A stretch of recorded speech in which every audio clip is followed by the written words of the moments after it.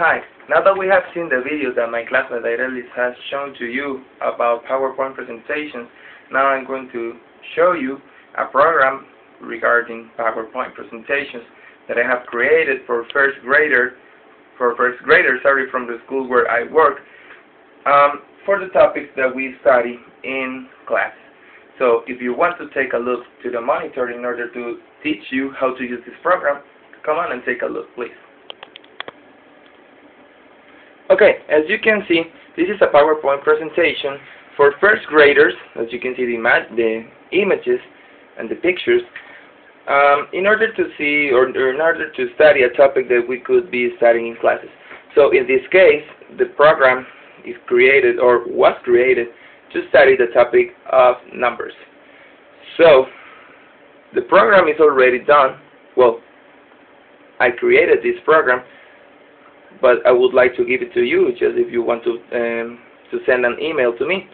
So as you can see, this program is based on the program Who Wants to Be a Millionaire that we have on Channel 7. So let's take a look to the rest of the presentation. So as you can see, there is a chart. That this chart only indicates the number of questions that are going to be asked to the students. So as you can see, here we have a total of 15 questions. Okay? If we take a look to the following slide, here you have, well, this is a slide which is in blank. So in each slide you can write a question and 4 possible answers. Of course, you will know that there are 3 wrong answers that are indicated with a wrong symbol, and the correct answer that is going to be shown with a star.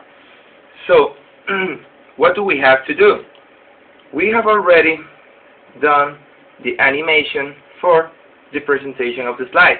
So what you simply have to do is just to fill in with the question or questions and the possible answers. So let's write an example. As you can remember, the topic was numbers. So let's write, for example, a simple question such as this one. What number is this? Okay, and of course you will write the number that you would like to evaluate. Okay, what number is this? Of course you're not going to tell the student if it is pronunciation or identification, the number by itself, but you just point it out, or you tell the student, okay, what number is that one? Okay, after that we are going to write on the 4 spaces the possible answers. I would recommend you to write first the correct answer, that in this case is 64. Okay, now that we have written the correct answer, we proceed to write wrong answers. For example, here I wrote 63.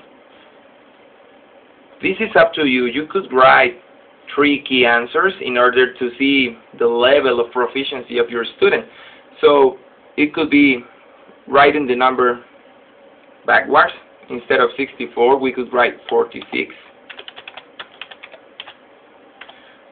As you can see, this is just imagination. You use your mind, your creativity to write the questions and all the answers.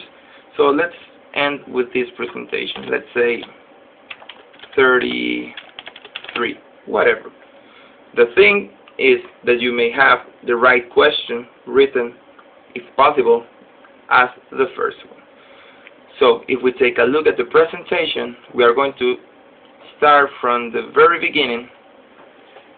Here you can see that each time you click, you are going to see one part of the slide. In this case, this is the presentation. Okay, the title of the game in this case is Who Wants to Be a Millionaire, such as in Channel 7's program. Okay, so let's see. In this case, you can tell your students the name or the topic that you are going to study. You can also include sound. For example, Who Wants to Be a Millionaire? So guys, let's say, guys, today we are going to study or to evaluate whatever you want or whatever you're doing, a new topic. The topic for today is numbers.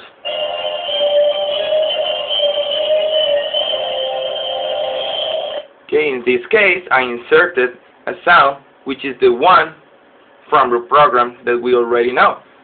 This makes the students to be more interested in the game, or in the quiz, or in the practice, and so on. Okay. After that, there is going to appear a picture or an image with something that can relate or regards the topic that we are going to study or evaluate. Okay. Then we have the chart, which it is going to indicate the number of questions in which we are. So if we take a look, there is going to be a symbol that is going to appear in here, indicating that we are on question 1. Okay, you can see that there is sound added in here. Okay, this is the slide that we have done. Okay, so if we click once, the only thing that is going to appear is the question, that in this case is, what number is this? As I told you, please don't tell the number, or be creative and do what you think is the best in your case for studying. Okay, after this, if you click one more time, the things that are going to appear are the answers. So remember that there is no symbol in here. So the student has to tell you the correct answer. If there is any doubt or any difficulty for the student to reach the correct answer, you may have in here what I call a wildcard. Okay, the wildcard consists on clicking twice in order to reveal 2 wrong answers. So in this case, you will see, or the student will see, that there are going to be just 2 possible answers, one wrong, which in this case is this one, and the correct answer that is going to be shown with a star. So here is where the student is going to be forced to answer the question above. So let's continue with the presentation. Okay? Once the student answers correctly or even incorrectly, okay, you will click 2 more times in order to reach the correct answer. Okay? If we continue with the presentation, here we can see that we are going to reach question number 2. Okay? And so far and so forth. Let's see another example. Okay, the question in this is the following. What number is this? Okay, you are going to show the number to your student, and then you click one more time in order to see the possible answers. Okay, in this case the possible answers are 89, 98, 88, or 99. Of course, we as teachers must know the answers in a clearly way in order to help students. So remember, if the students have any difficulty regarding reaching the correct answer, you have the chance to click, if you want, once to eliminate 1 wrong answer, or twice to eliminate 2 answers. The thing in here is that at least there must be 1 wrong answer and 1 correct answer. Of course, the correct answer, in order for the student to be forced to look the correct answer. Okay? In this case, the correct answer is 89. Okay? I'm going to turn this off to continue with the rest of the presentation, or even press escape. Okay, so if we go to the very last slide, okay, as you can see, all the questions are similar. The objective that I have used is to identify the name of the numbers. Okay, we are on question 9, question 10, 11, 12, 13, 14, and finally we are on question 15. Okay, the last one. If you want to choose, if you wanna do it like this, you can make the 15th question as the hardest one. So In this case, this one is not so hard, or at least for us, but for first grader, it could be, for a first grader student, it could be difficult. So, well, in this case, let's see. Let's continue with this one. What number is this? Number 40. Okay, of course, you're not going to tell the student what is the answer, or what the answer is, sorry. So let's see the four options: 14, 40, 4, or 40, which doesn't exist, right? So the student is going to be forced to answer, well, 40. Okay? At the end, it's good to tell the students that they are doing a good job. Okay? Well, if you want to see this product, or if you want to have this product, you may contact us. Okay? My name is Alejandro Camacho and my classmate Arelis Brenes. So if you want to buy it, okay, the cost for this product will be like this. If you want to buy it in dollars, if you want to pay in dollars, the cost is $0. But if you want to pay in euros, the cost is 0. And finally, if you want to pay in colones, the cost is 0.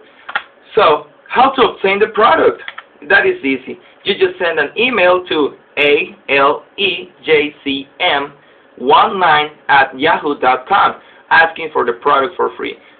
You will be sure that the answer will be immediate, but restrictions apply. What are those restrictions? Only to be a student of communication techniques from the University of Costa Rica, San Ramon campus.